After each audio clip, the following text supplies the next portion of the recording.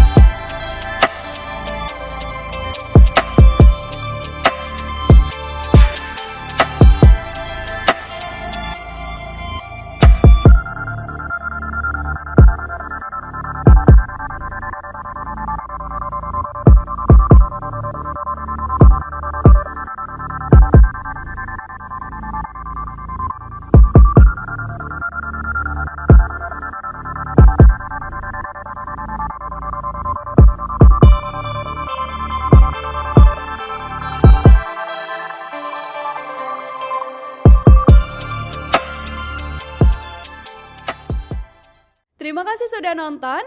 Jangan lupa like, subscribe, dan share ya.